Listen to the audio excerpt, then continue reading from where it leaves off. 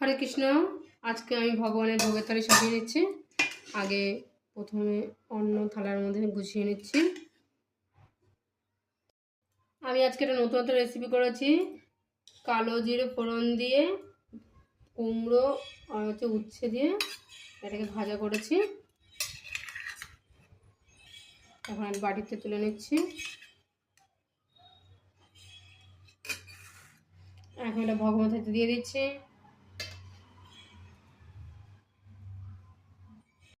আমি আরেকটা নতুন রেসিপি করেছি, মিটুলি হয়েছে।